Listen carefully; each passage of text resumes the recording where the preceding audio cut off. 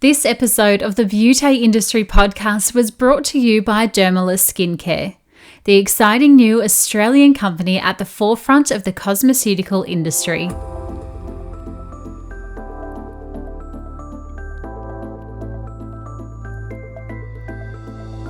Hello and welcome to the Beauty Industry podcast, your online support community for the professional beauty industry. I am your host, founding director of Beauty Industry, Tamara Reid. Here we are closing the competitive gap and speaking your language. This is a platform created and dedicated to the professional beauty industry, valuing community over competition. We serve to help connect you with inspiration from industry experts, expand your knowledge through educational pieces, and bring you the latest in product and technology innovation. This is Beauty Industry. Today's guest is James Vivian of the self-titled James Vivian Clinic in Prahran, Victoria. Inspired by a facial treatment received whilst working at Aesop retail space as a sales assistant, James Vivian went on to become the first male graduate from Elly Lukas through qualification of the diploma of beauty therapy. Through frustration and limitation of reward and recognition, James moved into his first startup venture, the Travelling Peelsman, which was a mobile business where he travelled to clients providing bespoke chemical peel treatments. A love for client experience and stable space propelled James to open his bricks and mortar store, which soon expanded beyond Melbourne and into Sydney. Winner of the Best Eco Salon at the 2019 ABIA Awards, James and I explore what it means to be a great therapist, the importance of touch and treatment, as well as the dynamics being a dermal therapist has on his business. Featured in publications such as Gritty Pretty, Beauty Kate, Bridie, Rescue, My Domain, and Urban List, just to name a few, James Vivian is a humble therapist and business owner who strives to achieve the perfect treatment for clients based on knowledge, consistency, and experience.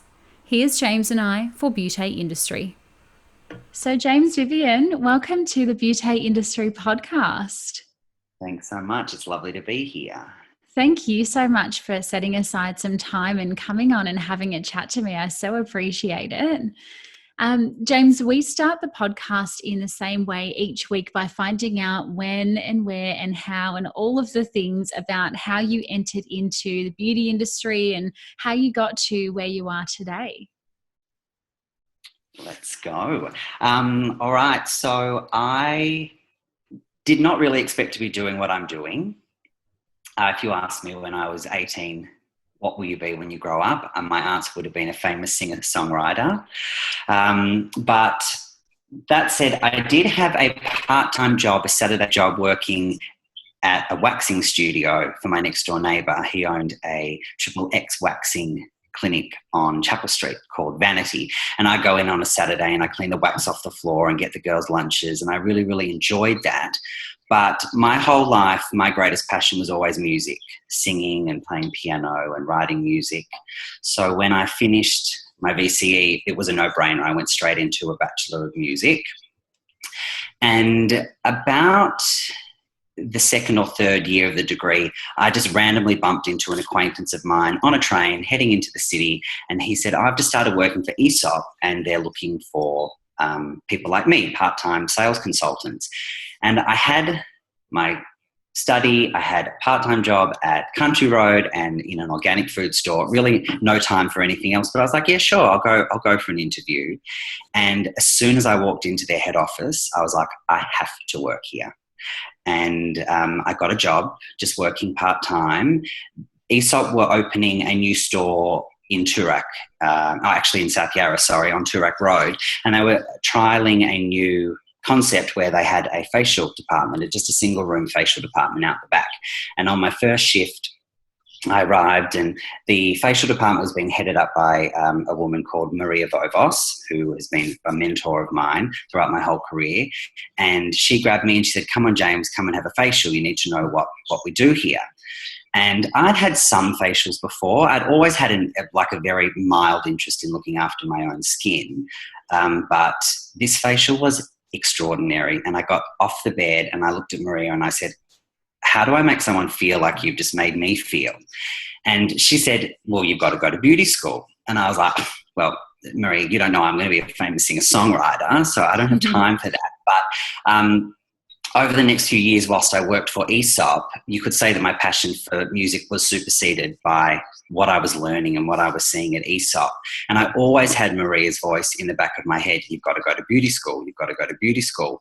So one year, it was New Year's, and I'm all about like New Year's, new beginnings. So I thought, well, what can I do? I'd finished my degree. Music really wasn't going in the direction that I wanted it to. And so I thought, well, I could go and be a music teacher. I did think about being a airline steward for like Qantas.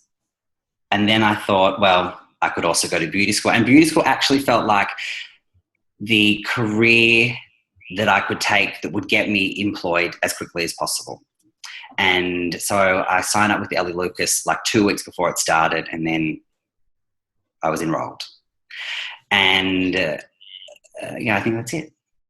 Yes. Amazing. Do you know, we actually had very similar pathways. So I thought I was going to be a famous dancer for my whole entire life. And then I actually missed the cutoff date to apply. And I, like you, I was sitting there going, oh my goodness, what am I going to do with my life? You know, I probably had more of a fork in the road than you did. You already had all of these plates in the air, but I thought, oh my goodness, I'm going to apply for a diploma actually of resort management, and 2 days were at Elly Lukas, and I only applied 2 weeks before the course started. So how funny is that? I think that there must be, if I look back at my good friends that I went through music with, there is a big, and like obviously you being creative with dancing, there is a big link between creativity and science, because a lot of them are or teachers or veterinary scientists, and I'm a dermal therapist. Yeah, yes. Well, it's funny that you say that, because I was just watching a biology show the other day, and she was talking about plants, and she said everybody thinks that scientists are so analytical and don't like to go out of the realm, you know, of their boundaries. But she said, in fact, it's quite the opposite, because we're so curious. We want to have a look at everything. So it's interesting that creative and science come together there. And so tell me about your time then at Elly Lukas, because I believe you were the first male graduate to graduate from a beauty therapy diploma. So how did you feel then, knowing that you're about to enter into a landscape of 98% females in the industry? Did you have any reservations, or did that just not faze you at all? I had no reservations, because it really wasn't a consideration of mine. I guess I've always been one of the girls, and I've always sort of favoured what my female friends were doing as opposed to my male colleagues. But that, it really did hit me when I arrived at Elly Lukas on that first day, seeing all the girls beautifully presented with their lipstick and their hair pulled back. And I actually didn't have a uniform. They did really know what to do with me. But I quickly got a uniform, and it was... in terms of like my gender, it really wasn't a consideration throughout my study, and I also don't think professionally. But I remember being at Elly Lukas, and I have to say, like, it was a challenge for everyone, because the teachers had never had a boy in the class. They were used to referring to their class collectively as women, ladies, girls, and I'd always be like there with my hand. I'd be like, and there's a boy in this room. But look, I mean, it was all very innocent, and, sort of by the end of the year, I just sort of like let it go. But the funny story at the end of the year at Elly Lukas, when we were graduating and we were all standing out the back, and Katrina Roundtree was on stage introducing everyone, and she was like, okay, ladies and gentlemen, I've got 500 of the most excited women you will have ever seen. They've been primed and primped and waxed and pulled and plucked. So ladies and gentlemen, please be upstanding for the graduates. Come on out, girls. And I was like, oh, and me, the boy. But I think from a gender perspective, being a man can sometimes work to my advantage as well. I think it's easy to be an individual when you're standing amongst a whole group of women. But at the end of the day, I like to think that anyone that's selecting our services are doing it not because I'm a boy. Yeah, that's it. I actually think, what year did you graduate? Oh, somewhere like in the mid 2000s, like 2005, I think. 2000. Okay. I was 2009, and I feel like I remember seeing a boy without a uniform in black. And I was like, oh no, he needs a uniform. But it's interesting you say that, the service isn't dependent on the gender. And I love that, because I was actually having a conversation with a business owner the other day, and a lot of people come to me to find, staff and team members just because of the reach that we now have. And I said, so what are you looking for? What do they have to have qualities? And she said, I want a male and I want him to be a dermal therapist. And I thought, Oh, fantastic. How good is that now that people are requesting men in our industry? And I love that we're becoming more inclusive. And you do see that a lot, in the kind of commercial beauty industry. But I kind of think in our professional beauty industry, it needs to happen a little bit faster, right? like hair and makeup can be heavily male dominated, but skin, not so much. I think in the Australian market, when you look at therapists that are being highlighted and being spoken about quite often, I think that it's a beautiful woman in her beautifully appointed salon with a bowl of hydrangeas next to her. Like that's what's talked about, and that's what people's perception of. But it's really not like that. And coming back to who you were talking to, I'd be really interested to know why she's saying that she wants a boy. I mean, I know why she's saying she wants a dermal therapist, but it'd be interesting to know why she wants a male. And then on the other side, I'm sure that there are people that don't want a male therapist. But then again, you don't necessarily know that. You only know the people that want one, versus there are people that will be like, oh, no, I don't think I'm comfortable with that. And they would just choose to go elsewhere. Yeah, absolutely. Now, I want to come back to your facial that you had at Aesop. Can you Yes. remember that experience and what that felt like to just, obviously you said that you had facials elsewhere and different types of treatments, but do you remember what was it about that treatment that made you want to change careers? That's such a big pivotal moment. Well, Aesop has been a huge inspiration to me. So just being in that space as a whole was enough, to inspire. And then being with Maria, who is just one of the best facialists and most beautiful women that I've ever met. So being in her company, and then also just her hands and her applying the Aesop products that are so sensory. And Maria really taught me all about, firm pressures and generous quantities of product being used. And her massage, I still incorporate components of that in my treatments today, and she knows that. It was just it was life-changing, but it was the entire experience, and that is, one of the things that I've carried through into my own business, is that it's not just the treatment, it's not just the hands, it's not just the therapist, it's not just the space. It's the combination of all of them together that got me off the bed being like, how do I do that? Yeah. I think that's something that is slightly lacking in our industry nowadays. I mean, we're taught, a 20 or a 30 step treatment sequence, and that includes, a 20-minute facial in school. And then almost people are coming out now into the landscape and going straight onto the tools. And when I say the tools, like they're going into micro and laser and IPL. And I think some of that experience, and exactly as you're saying, the sensory journey, the touch, the pressure, the firmness, that's getting lost. And I so miss that when I have mystery shop treatments monthly. I'm like, where was my scalp massage? Where was my massage? Or if it's being done with a phone in the hand, scrolling on Facebook, and you're getting a one-hand really crappy head massage, And I'm as a client going, oh, I need it, And I think that's the difference, between an average treatment and an exceptional treatment. It's that presence, it's the touch, and it's just having that grace around the treatment room. Well, everyone's looking for something different. And obviously you and I'm the same. When we go and we have treatments elsewhere, we are so alert. We're almost waiting for them to do something that we don't want them to do. But when you have an experience where none of those things happen, and you're almost surprised, they're the sorts of things that we try to do. And I guess as a therapist, and to talk collectively about all therapists out there, we are our experiences, and my facials or our treatments are a culmination of my journey.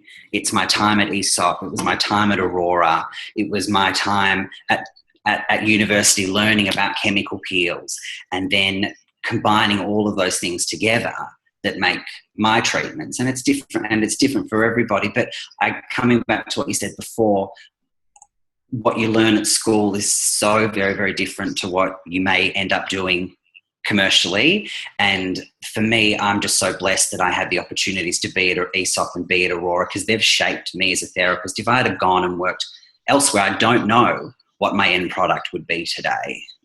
Yes. And I love how you're saying you've got to have treatments. Sometimes I talk to therapists and I say, when was your last treatment?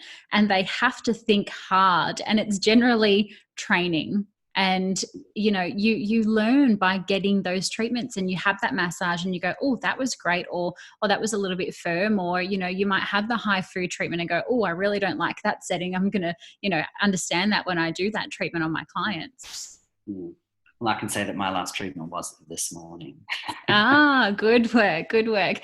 Now, I want to understand what made you go into dermal therapies, because you've got this incredibly gorgeous job at Aesop. You're there as now the manager, and it's like a facial destination department.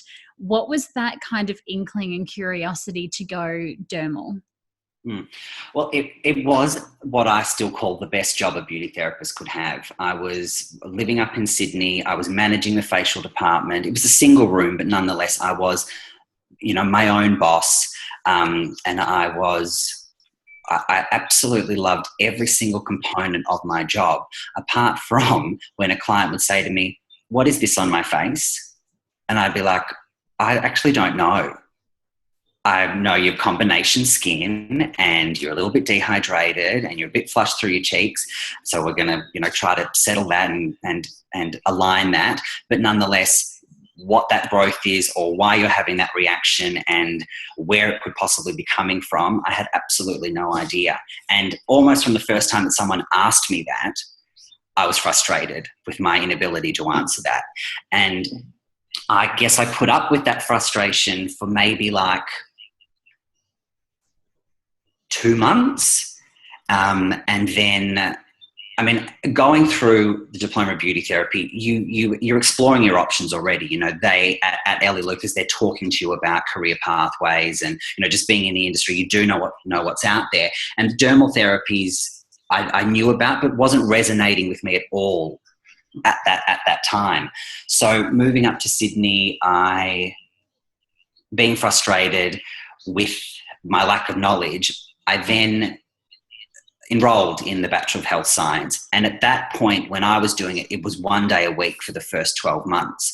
So what I did was and that was delivered on a Monday. So I would fly down to Melbourne on a Saturday after my shift ended, and I'd come down, and I sort of felt like I had the best of both worlds, because I could come back to Melbourne, I could hang out with my friends on a Saturday night and Sunday, and then I'd do a full day of school on the Monday, fly back Monday night, be ready for work on a Tuesday. And I did that for 12 months, and I absolutely loved it. And then at that point, when I was doing the degree, you could then decide to stay like 1 day a week, or you could expedite your study and go full-time, which is 3 days a week.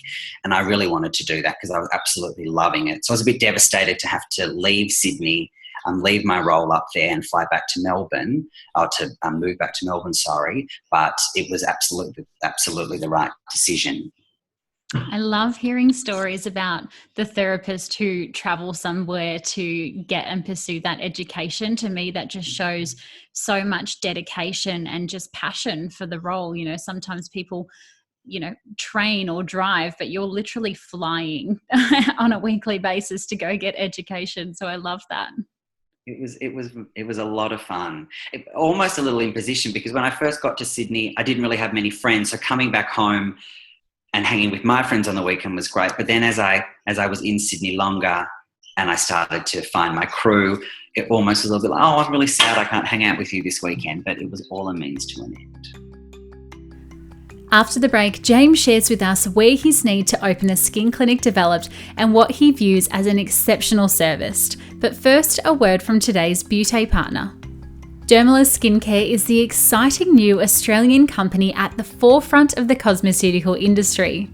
Designed to reduce the time, complexity, and number of products required to achieve clinically beautiful skin, clients and clinicians alike have been going crazy for the fast, dramatic results Dermalist has been delivering since their launch in late 2019.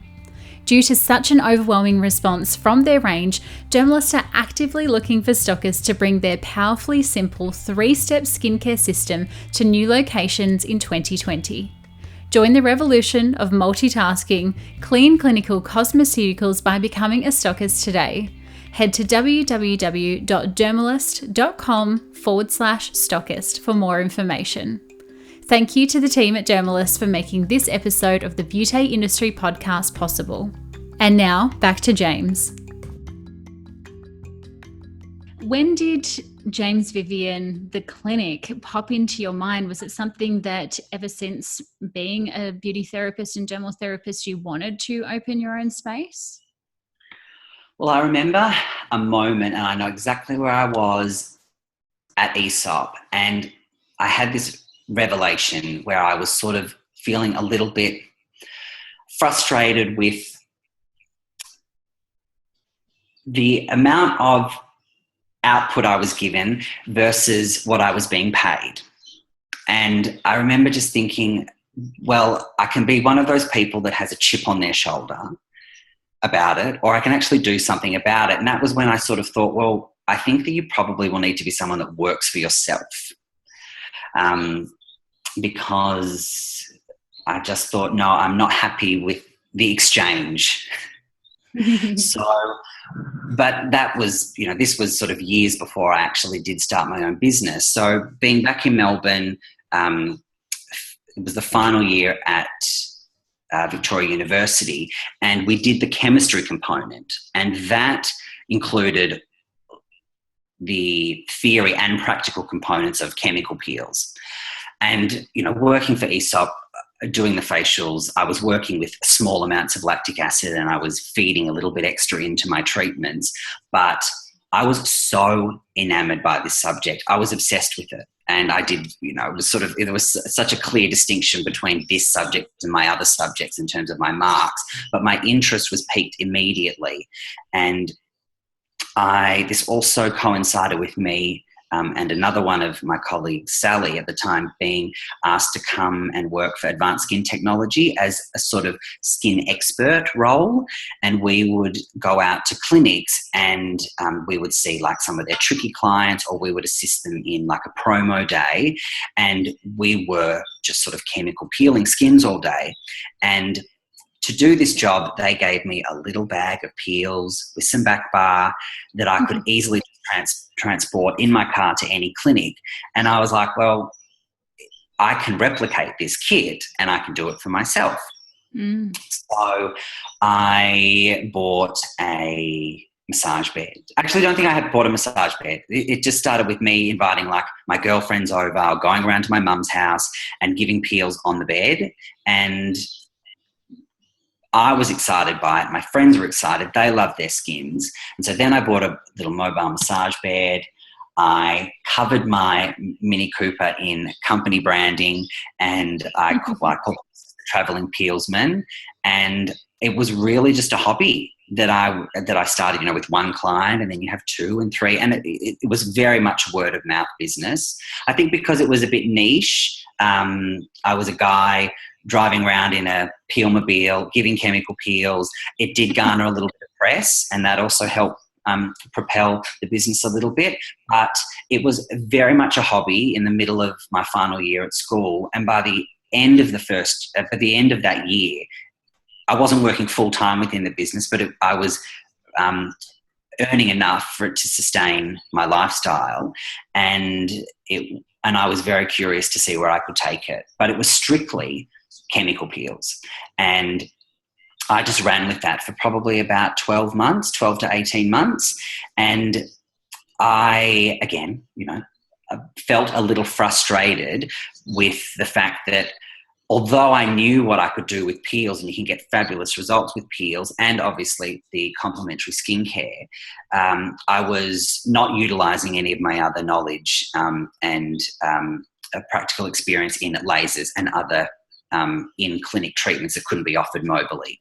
So I then started to just reach out to my network, and one of my friends was plastic surgeon Dr. Andrew Ives, and he had rooms on the Avenue, and I went to him and I asked him if I could utilise one of those rooms, and he agreed to that. So then I just I bought a Cutera Zeo, and I incorporated that into my treatments. Still working mobily at this time, but really within about 6 months, any time that I was on the road seeing clients was detracting from time that I could see clients at the clinic. And then I did that for about another 18 months until I realised that, I needed my own space, I needed my own aesthetic, I needed to be my own boss, and I went up to High Street in Paran, and that was 7 years in November that I've been up there.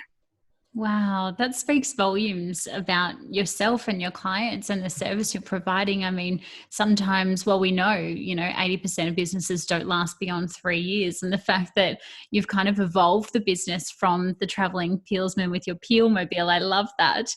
And then you've gone into, a bricks and mortar clinic. I think that it just says so much about the type of service that you were providing, and the fact that you were able to almost have a full-time business for 18 months in a remote location and then go into the bricks and mortar. I appreciate, because sometimes I think as therapists, we want to be the manager before we be the therapist. We want to be the boss before we be the manager. So I like that you've had that transition too. You haven't gone straight to step 10. You've gone 1, 2, 3 and traveled through that pathway. I feel really blessed, and I wish that I could say that it was I made a conscious effort to do it this way, but starting the travelling peelsman, buying that kit, it was such a small outlay of money, and it didn't seem like work. It was, very, very much just a hobby and a passion. And then having a group of clients for when I bought the laser and when I started renting a space, I knew that I was going to have a stream of people coming through every day.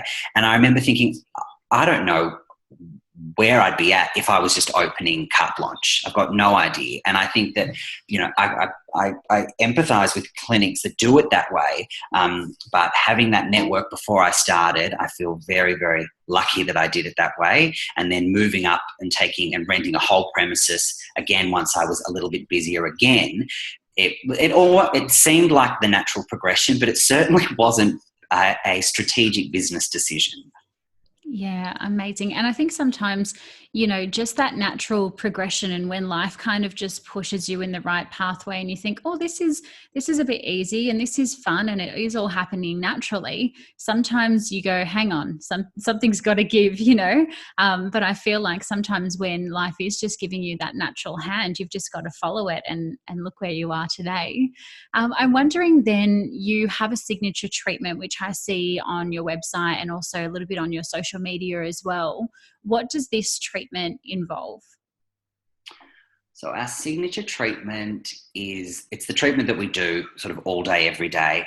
And why people love it is because it is extremely personalised to every skin, every visit.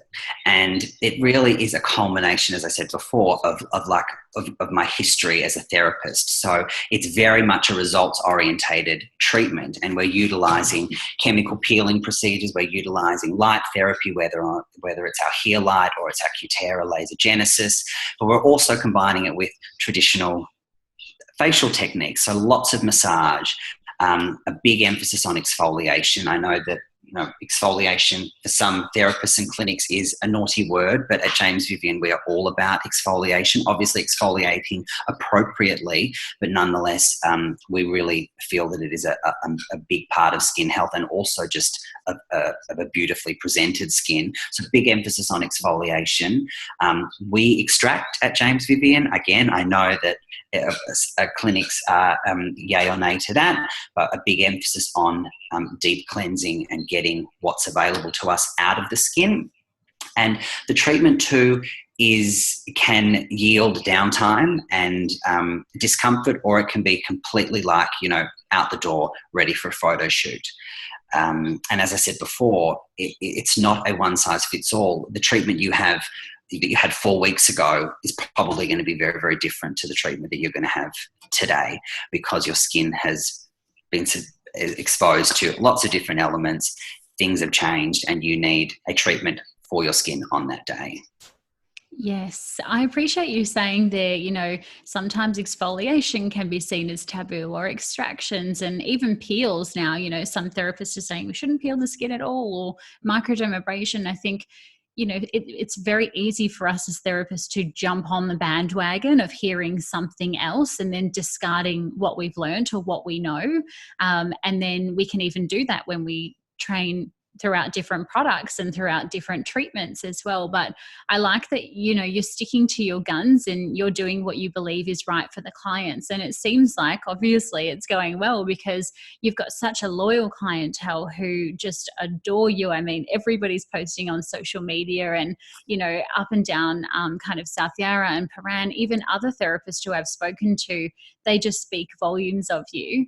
What do you think? Well, what do you think it is about you and your services? I mean, you said there that it was bespoke, but there's got to be something that is really drawing them into your space. Oh, look, I think that at James Vivian, we are all qualified dermal therapists, and I will never compromise on that, because continuity is so important, whether a client is seeing me or any one of my colleagues. They need to know that they're getting the same level of knowledge and experience and education that they would if they were seeing me. And I can't tell you the amount of information that I learned at Victoria University. I mean, it just took me from a very basic, very enthusiastic therapist into a health scientist. And often I just think to myself, thank God I did that course. So whenever someone comes to me and asks me for my recommendations about what they should be doing, I'm always very vocal about the dermal therapies degree. I had a challenge when I opened a clinic up in Sydney about 2 years ago. I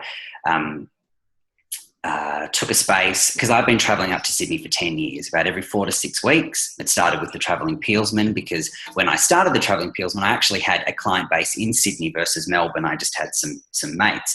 So I started going up to Sydney, and I guess after 8 years of doing that, I thought, well, I'd love all of this hard work to stand for something. So I rented a premises in Double Bay, and I underestimated how difficult it would be to find a good therapist in Sydney, and also the distinction between a non-dermal therapist and a traditional beauty therapist, say, for example. And I do want to preface this with, you can have incredible therapists that aren't strictly dermal therapists, but being a dermal therapist is what I know, it's who I am, and it's also what the girls that work with me at the clinic are and what they know. So the greatest challenge for me having that Sydney clinic was that they were not a dermal therapist, and that is what kept me up at night, and that is actually why I chose to close the clinic, because I felt like the level of service there was no continuity there, and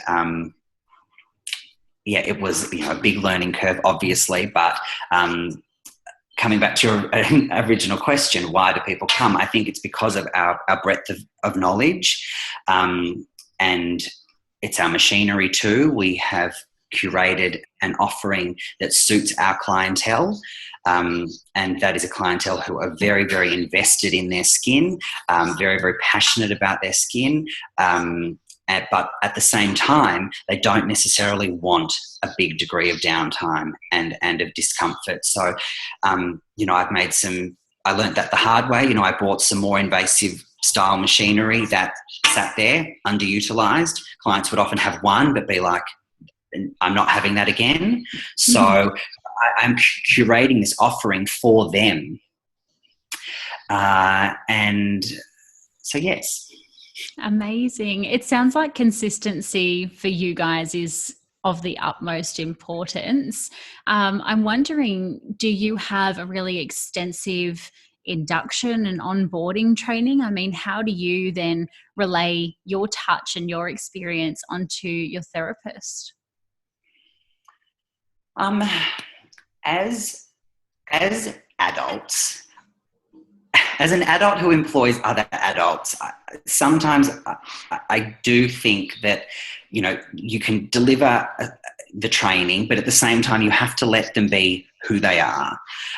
We're adults and we're professionals. So I think that when someone comes to work with me at James Vivian, there's already a bit of an understanding that I do things my way, that we have a very specialised approach, and people that come to work alongside me want to be in on that.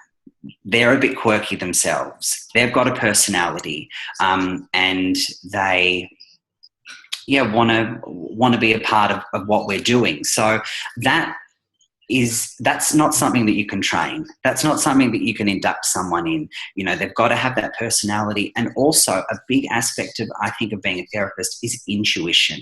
And that's something that I look for in spades when I'm recruiting, because that ability to know when to say something, when to not say something, when to push the treatment, when to pull back, is something that you can't treat at all. So that intuition is something that I'm looking for at all times. But in terms of training and making sure that we are delivering a consistent treatment, that is something that I push very, very hard on. And that is something that if someone's not getting immediately, we're reviewing that relationship pretty quickly, because it's not rocket science by any means, but it is definitely something that someone needs to be getting pretty quickly. Yeah, absolutely. And so you're obviously passionate about that consistency, but also very passionate about the eco aspect of your space as well. And I want to congratulate you, because in 2019, just last year, you took out the ABIA Award for Best Eco Salon. Why is that so important to you, and what do you actually have to do to not only be eligible, but I mean, you won the award? Oh, look, I'll be honest with you. Sustainability has always been like a passion of mine, but really it didn't extend beyond, making sure that we are recycling as much as we could, whether it's at home or whether it was at the clinic. But so we've got to rewind a few years. I was filling out a submission for an ABIA award for Clinic of the Year, and it got to the question about, tell us about your green policy. And my answers for all the other questions, it was easy to answer them. We had lots of content for that. But for what is your green policy, I just felt like we recycle as much as possible was not going to cut it. So I actually stopped the submission then and there, and I then started researching about what a green policy was and what my options for a green policy was. So the first thing I found was sustainable salons, and I got in touch with them. And at this point, they were strictly hair salons only. So, but they were very, very interested in partnering with me and learning more about my business and sort of what our waste looked like. So we could really take up most of their initiatives with their paper, their plastic, their glass, their chemicals, and their metals. they recycle some other elements that aren't appropriate to our industry.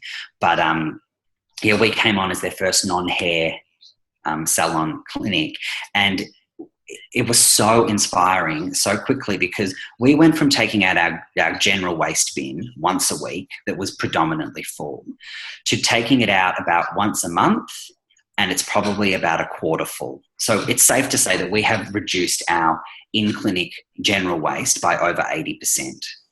And every fortnight, the sustainable salons bin goes out. It's purple, and it is overflowing with recyclable materials that you know exactly where they're going to be repurposed to. And you also know that there's a charitable component as well. The money that they raise through their recycling endeavours goes to support Oz Harvest, which feeds the homeless. So that was the first thing we did. And then we started to see, all right, well, what else are we left with? We're left with a lot of consumables that can't be recycled. Okay, if they can't be recycled, then can they be biodegradable? So then we started to change as many of our consumable products as we could to biodegradable. Then we started to look at other components or other businesses like TerraCycle, who recycle hair nets and who recycle gloves. And then, looking beyond that at, our environmental footprint from a energy point of view, from a water point of view. And also we really view sustainability on a more macro level, and it's also about our community and our involvement within our wider community too, through philanthropy and engaging with our clients and learning about what our clients are doing from a sustainability point, and also encouraging them to join in our endeavours as well. So we'll encourage them to not take their boxes and plastic with them when they leave. So we'll throw all that out we don't throw it out, we recycle it for them. And we encourage them to bring back their products too, because we can recycle most of the aspects of those. So it really was amazing when I saw that Mocha Publishing had introduced the Eco Salon Award within the industry. I think it's such an important award. So we really submitted to sort of check in about how we were maybe going in comparison to other clinics. So it was a real honour to take that award, but more so to actually see that award in existence. Incredible. Well done, and congratulations again. James, I have two last questions for you. The first one is, what is the most valuable thing that being in business and treating clients and having a team beside you and having a business has taught you, either personally or professionally? What has it taught me? Well, it's taught me I'm very much always been under the impression that you have to do what you love, and that any day spent not doing that is a wasted day. So it's definitely taught me that I am doing what I love, and I really love the journey that you go on, because I've now sort of transcended beyond just strictly a dermal therapist. I'm now a boss and a manager and a mentor, and I love all the other components of that, and I love the daily challenges that you are faced with. Some of them are easily remedied, and some are much more tricky and tumultuous. But when you are faced with a problem and you think about it, and you come to an answer or a solution, and you think to yourself, well, you handled that very, very well. Like, that is, I think, one of my favourite aspects of it. And it's always good to know that you can come to those solutions. I think that also lets you know that you're definitely doing the right thing. Incredible. Now, my last question for you, we probably have some therapists who are listening to this who may be a beauty therapist traveling through the dermal therapies pathway, or maybe they are a dermal clinician or therapist who's in a job now looking to go elsewhere. What would be your advice to anybody who's listening who maybe wants to be employed and work alongside yourself at the clinic? Well, I think that you have to get in touch. That's the first step. Any job, anything that's ever happened in my career, I've made it happen. I've gotten in touch with someone and I've said to them, I want to work with you. I want to work for you. And they might have come back and said, that's not going to happen.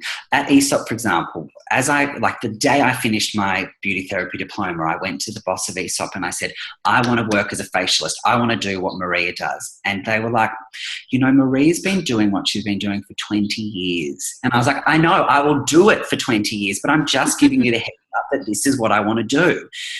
And within about a month, the way I'd kept in constant contact with Maria and the way that I had really utilised her as a mentor throughout my diploma, she said, James, I'm going to go to Aesop and I'm going to say, I know that you can be a facialist here and I'm going to commit to training you. And if you don't work out, no hard feelings, but if you do work out, we'll send you up to Sydney. And I trained really, really hard. And then at the other end, I got the job I wanted. So you have to, if you want to work somewhere, reach out to them and tell them that you want to work there. Last year, I thought what I do with my business is I grow very small and I grow very organically. And just when I sort of see that maybe we might need another therapist in, say, 6 to 12 months, I start recruiting. Because it might take a long time and there will be training and you don't actually know when you will push the button to say, yes, come on board.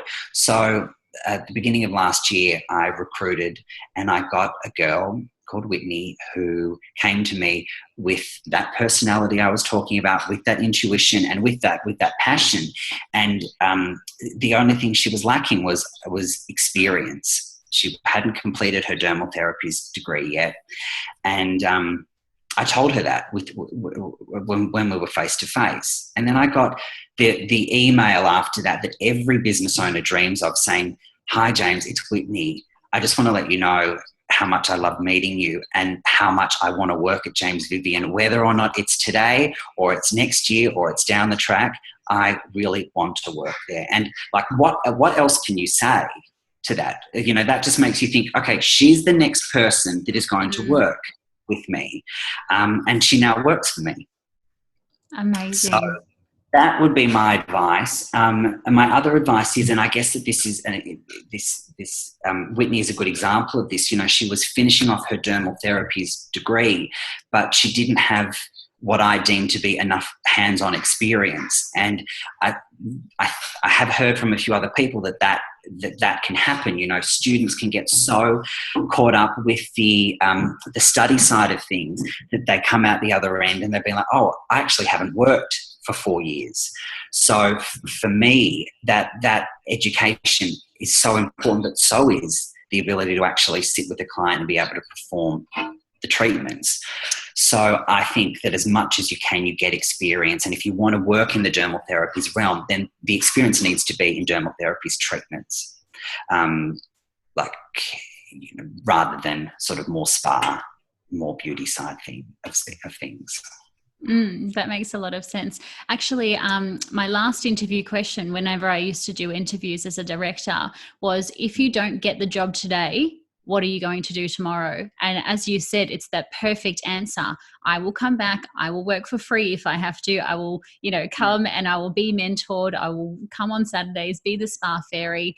You want people to choose and apply for jobs with a space that they are passionate about. You don't want somebody to go through Seek and apply for 45 jobs just for the sake of getting a job. And I love that. And go Whitney for, making that your little connection, and she got the job in the end. So that speaks volumes. She is incredible. Amazing. James, thank you so much for coming and having a chat with me today on the podcast. I really appreciate all your time, and, you're such a wealth of knowledge. Our audience is just going to adore this episode. That's my pleasure. And thank you for all the work you do. I think that beauty industry is doing a fabulous job at supporting us as business owners and bringing us together as a community. So keep it up. What I admire most about James is that he completely understands what his clients and his business needs are and does not stray from them. The key point to emphasize here is the fact that James will not settle for less than what his clients deserve. And in the reactive industry that we have, I truly appreciate the need for his decision-making and treatment providing process to be as considered as possible. This elevates the service beyond average into exceptional, in my opinion. I hope you've enjoyed the conversation between James and I, and if you have, please feel free to tag both myself and James when you share it across your stories, because myself and our guests absolutely adore how much you love seeing and listening to the conversation. And a big thank you, as always, to listening and all that you are doing to support us. This community is beyond anything that I could have ever imagined, and we could not do it without you. To make sure you don't miss out on guest interviews, make sure you subscribe wherever you're listening, and to leave me a little review or rating in your podcast app so that I can get all of the feedback to help guide our conversations for the future. Until next time, stay connected.